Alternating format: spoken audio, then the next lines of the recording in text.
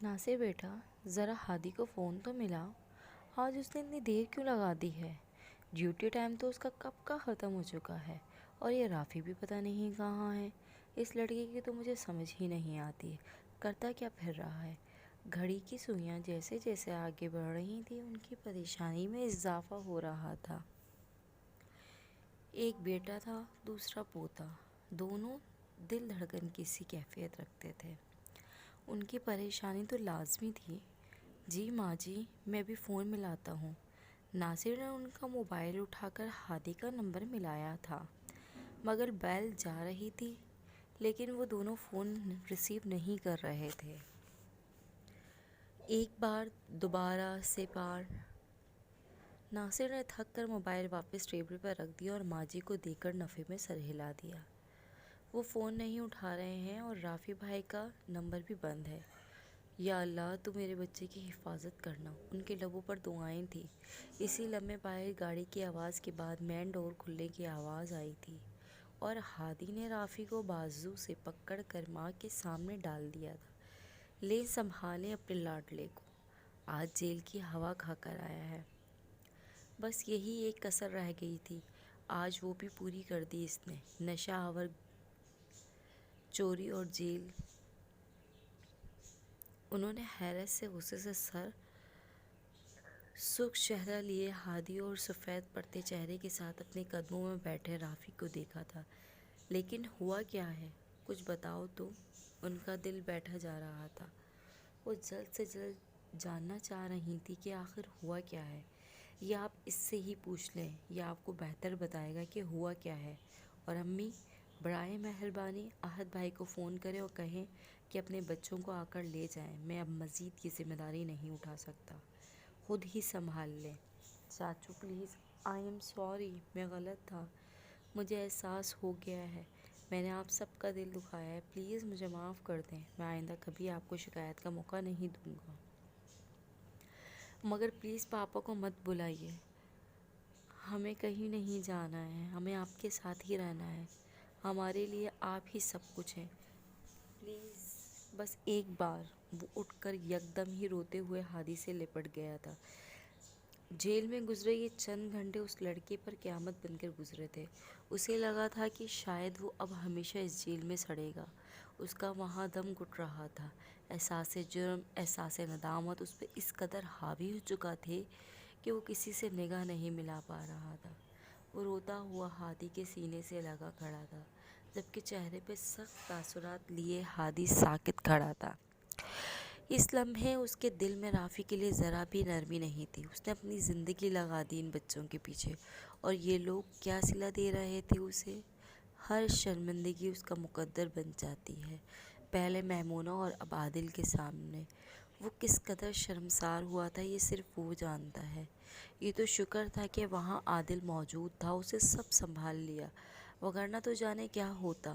اس نے بنا کچھ کہے رافی کو خود سے دور دھکیلا تھا اور لمبے لمبے ڈنگ بڑھتا اپنے کمرے میں چلا گیا تھا. رافی یوں ہی روتے ہوئے دادی کے سامنے جا بیٹھا تھا اور انہیں شروع سے لے کر آخر تک سب بتا رہا تھا.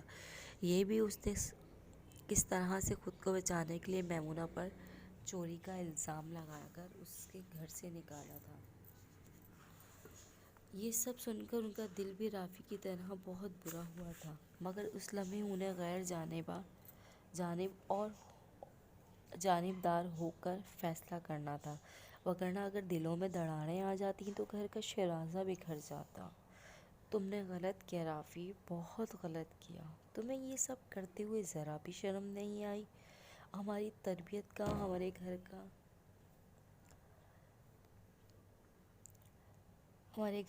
اپنے بہن بھائیوں کا ذرا بھی خیال نہ آیا؟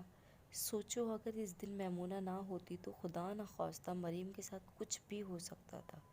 اور شیزا اور واسی کو دیکھا ہے تم نے، دونوں کیسے ہو گئے ہیں.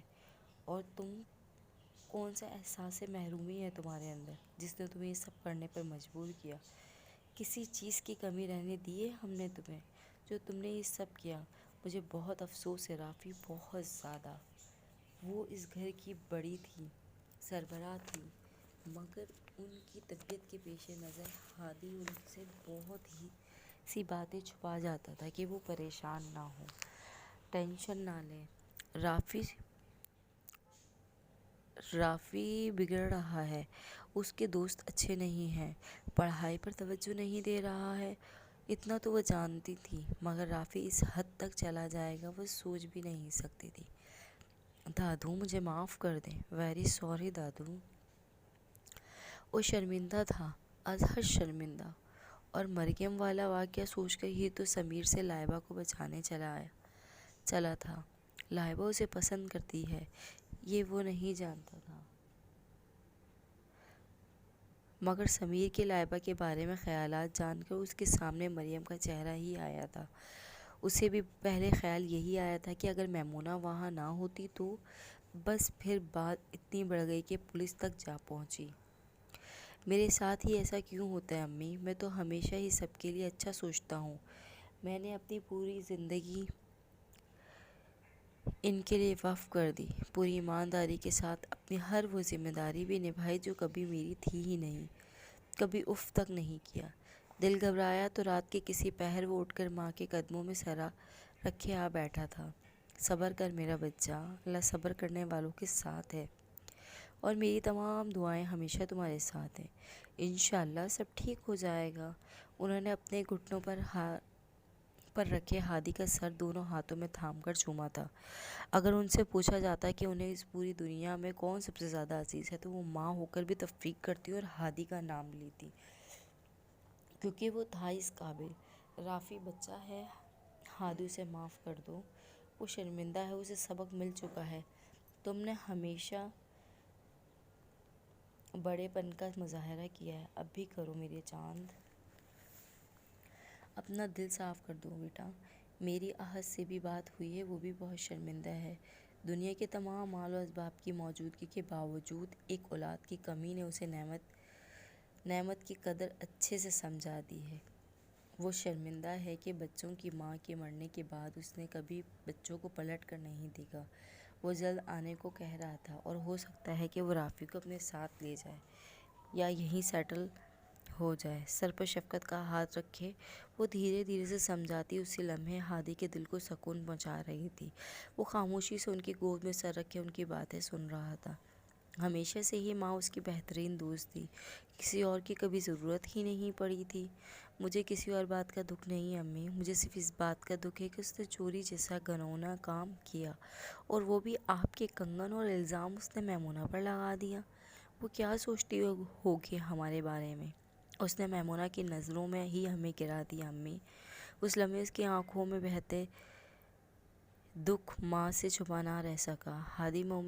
ہادی میمونہ ایسی نہیں ہے، ہم سب جانتے ہیں، اور وہ بھی رافی کی اور صبا کی طبیعت سے اچھی طرح واقف ہو چکی تھی۔ وہ ایسا کچھ نہیں سوچتی ہوگی۔ اس نے اس گھر اور بچوں کے لیے خلوص نیت سے جو کچھ بھی کیا وہ ہر کوئی نہیں کر سکتا۔ تم کل جاؤ حیدرآباد اور جا کر اسے منا لاؤ اور اسے واپس لے آؤ۔ جانے وہ بچی بیچاری کہاں کہاں دھکے کھا رہی ہوگی۔ ہو، آپ ٹھیک کہہ رہی ہو امی۔ ہادی نے اس بات میں سر ہلایا، ان کی تاکید کی تھی۔ وہ ماں تھی، سمجھ سکتی تھی کہ ہادی اس لمحے کیا سوچ رہا ہے، اور اس کا دل و دماغ اس وقت کس کشمکش میں ہے۔ میمونہ اپنا مختصر سا سامان رات کو ہی بیگ میں ڈال چکی تھی۔ ویسے بھی اس کے پاس تھا ہی کیا، چند جوڑے کپڑوں کے اور کچھ اور چھوٹی موٹی چیزیں، جو کہ ایک چھوٹے سے بیگ میں بآسانی آ گئی تھی۔ اسے آج ہاسٹل شفٹ ہونا تھا۔ وہ تیار ہو کر اپنا بیگ اٹھائے نیچے اتر آئی تھی۔ آسمان پر بادل چھائے ہوئے تھے اور ہولے ہولے چلتی ہوئی موسم کی خوشگوار بنا رہی تھی۔ یوں بھی آج دل تھوڑا مطمئن تھا، تو سب کچھ اچھا لگ رہا تھا۔ ایک کسک تھی دل میں، مگر شاید اب یہ کسک تمام عمر رہنی تھی۔ کہاں جا رہی ہو؟ اس نے ابھی آخری سیڑھی سے نیچے قدم رکھا ہی تھا کہ سامنے کھڑے صدیق خالو نے اس سے پوچھا تھا۔ جی وہ میں نے خالہ کو بتا دیا ہے، میمونہ نے لمحے بھر کو جھجک کر ان سے کہہ دیا۔ کیا بتا دیا تھا خالہ کو؟ ہم بھی تو سنیں۔ وہ 2 قدم مزید آگے آ کر اس کے سامنے آ گئے۔ طاہر بھی کمرے سے باہر نکل آیا تھا۔ یکدم ہی میمونہ کو کسی گڑبڑ کا احساس ہوا تھا۔ یہ دونوں اس وقت گھر پر کیا کر رہے تھے؟ یقیناً کچھ غلط ہونے جا رہا تھا۔ میمونہ تم جاؤ بیٹا، تمہیں دیر ہو جائے گی، میں سب سنبھال لوں گی۔ خالہ کچن سے نکل کر اس کے پاس چلی آئی تھیں۔ انہوں نے آنکھ کے اشارے سے میمونہ کا وہاں سے چلے جانے کو کہا۔ ایسے کیسے چلی جائے گی یہ یہاں سے؟ اتنے دن یہاں رکھا، کھلایا پلایا، اور یہ یوں اتنی آسانی سے ہمارے منہ پر جوتا مار کر چلی جائے گی؟ اور تو کیا سنبھالے گی؟ تو خود کو تو سنبھال لے پہلے۔ خالو نے نفیسہ خالہ کو بازو سے پکڑ کر ایک طرف کیا۔ وہ دیوار سے جا لگی تھی۔ سنو لڑکی، انہوں نے میمونہ کے ہاتھ سے اس کا بیگ چھین کر دور پھینک دیا تھا۔ عصر کے بعد تمہارا طاہر کے ساتھ نکاح ہے۔ یہاں سے جانے کا خیال اب اپنے دل سے نکال دو تو اچھا ہے۔ خاموشی سے میری بات مان جا،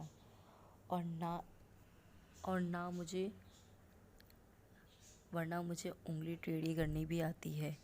یہ آپ غلط کر رہے ہیں۔ آپ میرے ساتھ زبردستی نہیں کر سکتے۔ میں طاہر سے شادی نہیں کروں گی، یہ میں خالہ کو بتا چکی ہوں۔ ہٹیں آگے سے، مجھے جانے دیں۔ میمونہ نے انہیں خود سے دور ہٹایا تھا اور صاف الفاظ میں اپنے موقف ان پر واضح کر دیا تھا۔ کم از کم یہ وقت احسان چکانے کا نہیں ہے۔ تیری اور تیری خالہ کی اوقات میرے آگے اس چونٹی سے بھی زیادہ نہیں ہے۔ آئی سمجھ میں؟ زیادہ بڑبڑ کی تو اس طرح پاؤں سے کچل دوں گا۔ انہوں نے پاؤں تلے آئی چونٹی کو بے دردی سے مسل کر میمونہ کو دیکھا تھا، جس کی آنکھوں میں اس لمحے ہلکا سا خوف ہلکورے لے رہا تھا۔ آنے والے وقت کا خوف، اسے اپنے اکیلے پن کا خوف، مگر جس کا کوئی نہیں ہوتا اس کا اللہ ہوتا ہے۔ اسی لمحے دروازے پہ دستک نے سب کو چونکا دیا۔ ہادی، رافی اور امی میمونہ کو لینے جا رہی تھیں، یہ جانے بغیر کہ وہ ان کے ساتھ آئے گی بھی یا نہیں۔ ہادی کو اکیلے جانا مناسب نہیں لگا تو اس نے ماں کو بھی ساتھ لے لیا تھا۔ رافی بھی اپنی مرضی سے ساتھ آ گیا تھا۔ مریم نے میمونہ کے پاس جانے کا سنا تو وہ بھی ساتھ جانے کی ضد کرنے لگی۔ البتہ شیزہ اور باسی کو ہادی نے صبا کے پاس چھوڑ دیا تھا۔ ناصر بھی وہیں رک گیا تھا، بچوں کا خیال رکھے گا۔ ہادی میمونہ سے کہنا کہ میں اس سے بہت شرمندہ ہوں۔ میں نے جان لیا ہے کہ کسی بے بنیاد الزام لگانا یا اپنے دل میں کسی کے لیے بغض رکھنا انسان کو کس قدر شرمندہ کر دیتا ہے، خود اپنی ہی نظروں میں گرا دیتا ہے۔ صبا کے لہجے کی شرمندگی بتا رہی تھی کہ اسے واقعی ہی احساس ہو گیا ہے۔ وہ غلط تھی۔ رافی کے جیل جانے والے واقعے نے ان سب کو بے حد ڈرا دیا تھا۔ اگر جھگڑے میں بات بڑھ جاتی اور کوئی بڑا نقصان ہو جاتا تو وہ لوگ کیا کرتے؟ کیونکہ جب پولیس وہاں پہنچی تب سمیر رافی پر گن تانے کھڑا تھا، اور ویسے بھی صبا نے میمونہ کے جانے کے بعد گھر پر جو ملازمہ رکھوائی، اس نے چند ہی دنوں میں راشن سے لے کر بچوں کے کھلونے تک تمام چیزیں اس صفائی سے غائب کی کہ کسی کو پتہ بھی نہیں چل سکا۔ وہ تو ایک دن ناصر نے اسے دیکھ لیا جب وہ چیزیں باہر گیٹ پر چھپا کر کھڑے اپنے بیٹے کو پکڑا رہی تھی۔ اس نے آ کر اپنی ماں جی کو بتایا۔ انہوں نے اس عورت کو تو فوراً گھر سے نکال دیا، مگر صبا کو بھی خود ہی آئینہ دکھایا تھا۔ رافی کی دانائی میں کی گئی غلطی جب سامنے آئی تو سبھی شرمندہ ہوئے تھے۔ ان کی تو اتنی پہنچ بھی نہیں تھی کہ وہ سمیر کے بیوروکریٹ باپ سے مقابلہ کرتے۔ اس نے تو اپنا پورا زور لگا کر اپنی ہر سازش آزما کر بیٹے کو جیل سے نکلوا لیا تھا۔ ہادی نے پولیس کے ذریعے سے اس سے وہ 5 لاکھ بھی نکلوا لیے تھے جو اس نے رافی سے دھوکے سے ہتھیا لیے تھے، لیکن معاملہ اس سے بھی بڑھتا تو وہ لوگ شاید سنبھال نہیں پاتے۔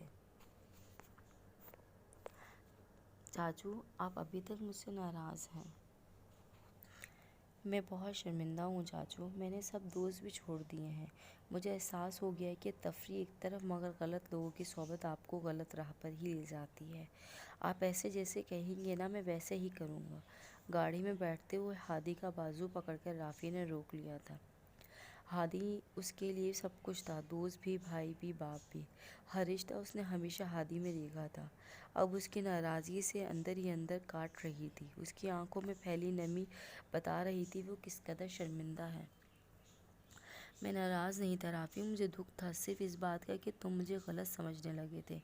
مگر میرے خدا گواہ ہے کہ آج تک میں نے جو کچھ کیا ہے کہاں وہ صرف اور صرف تم لوگوں کی بھلائی کے لیے کیا ہے، بہتری کے لیے کیا ہے۔ ہادی نے رافی کے ہاتھ پر اپنا ہاتھ رکھ کر اسے نرمی سے کہا تھا، جو اس کی شخصیت کا خاصہ تھا، چلو اب گاڑی میں بیٹھو، دیر ہو رہی ہے۔ ہادی نے ڈرائیونگ سیٹ سنبھالی تو رافی بھی ساتھ آ بیٹھے تھے۔ پیچھے امی اور مریم تھے۔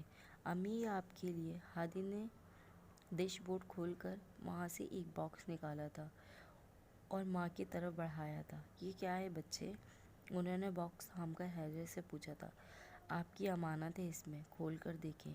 کھلنے پر باکس میں وہی کنگن جگمگا رہے تھے جو رافی نے چرائے تھے اور پھر انہیں بیچ دیا تھا۔